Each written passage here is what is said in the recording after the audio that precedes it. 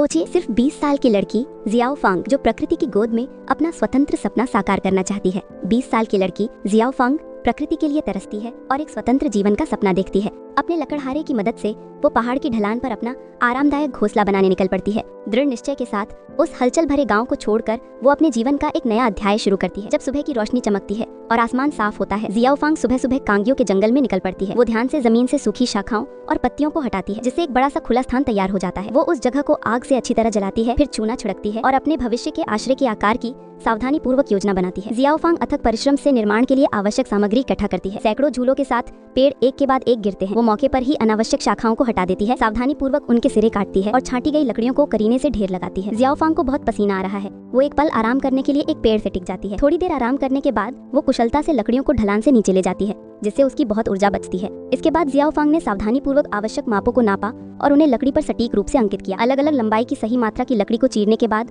उसने संसाधित लकड़ी को एक जगह इकट्ठा किया। उसने पहले जमीन पर आश्रय का मूल आकार सावधानी पूर्वक बनाया, लेकिन चारों कोने असमान थे। जियाओ फांग अनगिनत पत्थर लाई, उन्हें एक समान ऊंचाई तक उठाया और फिर चारों कोनों को जंगली लोहे की कीलों से मजबूती से जड़ दिया। इस ठोस नींव के ढांचे के साथ जियाओ फांग ने घनत्व बढ़ाना जारी रखा। पत्थरों को समान रूप से रखा, उन्हें मजबूती से उठाया और उन्हें क्षैतिज और ऊर्ध्वाधर रूप से बुनकर नींव को और भी मजबूत बनाया। जियाओ फांग ने स्थिर स्थिति में काम बार बार दोहराया। इस ठोस नींव को सहारा बनाकर उसने संसाधित लकड़ी को एक एक करके नींव पर कसकर रखना शुरू किया, जिससे आश्रय की ठोस नींव तैयार हो गई। जियाओ फांग ने रात होने तक अथक परिश्रम किया, फिर अपने औजार समेटे और घर लौट आई। जियाओ फांग ने कल के अंतिम चरण को पूरा करते हुए तख्ते ढोना जारी रखा। उसने पहले से लकड़ी का इंतजाम किया और छत के लिए तिपाई बनाई। उसे कुशलता से लकड़ी की कीलों से जोड़ा। वो पहाड़ से लकड़ी लाई और एक सीढ़ी लगाई। आखिरकार आश्रय का ऊपरी ढांचा बनकर तैयार हो गया। जियाओ फांग ने आश्रय को ढकने के लिए कई सीढ़ियां बनानी शुरू की। हालांकि अकेले काम करना थोड़ा मुश्किल था, फिर भी पैचवर्क की मदद से घर के कई हिस्से जल्दी ही पूरे हो गए। वे बाहर की ओर बढ़ते रहे, ध्यान से आश्रय का बालकनी वाला हिस्सा बनाते रहे। उन्होंने कुशलता से लकड़ी छत पर लाई और छज्जा बनाया। छत को जिप्सम बोर्ड से ढक दिया गया। लंबे पहाड़ी रास्ते की वजह से जियाओ फांग जिप्सम बोर्ड को टुकड़े टुकड़े करके ही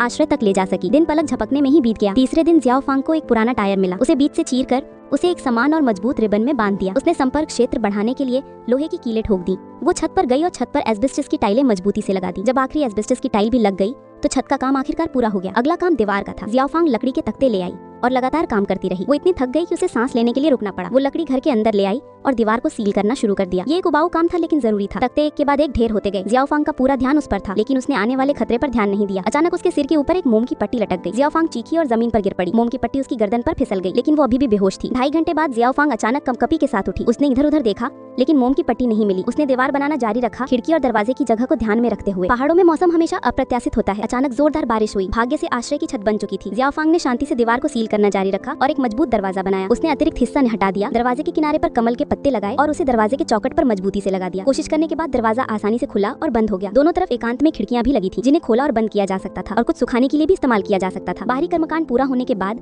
अंदर बस एक बिस्तर की जरूरत थी। जियाओ फांग ने तैयार सामग्री से बेडबोर्ड बनाना शुरू कर दिया। उसने दोनों किनारों को एक इलेक्ट्रिक तेंदुए की मदद से समतल कर दिया। कमरे में सामग्री व्यवस्थित की, बेड के फ्रेम में कीलें ठोकी, बीच में एक लकड़ी की पट्टी लगाई और एक लकड़ी का बोर्ड ठोक दिया और एक सिंगल बेड तैयार हो गया। जियाओ फांग ने चटाई बिछाई, बिस्तर बिछाया और थोड़ी देर आराम करने के लिए बिस्तर पर लेट गई। हालांकि अभी सोने का समय नहीं हुआ था, लेकिन उसने पहले ही लकड़ी के मनके बनाना शुरू कर दिया था। एक को बिस्तर के सिरहाने पर और दूसरे को बालकनी में रख दिया। आखिरकार आश्रय बन गया और जियाओ फांग का अपना स्नेहमयी हृदय है। जियाओ फांग हमें ये सिखाती है कि चाहे कितना भी बड़ा और कठिन सपना क्यों ना हो, अगर हम ठान ले और लगातार मेहनत करें तो उसे अपनी लगन और साहस से हकीकत में बदल सकते हैं। और यही हमारी दुनिया बनाने की असली ताकत है।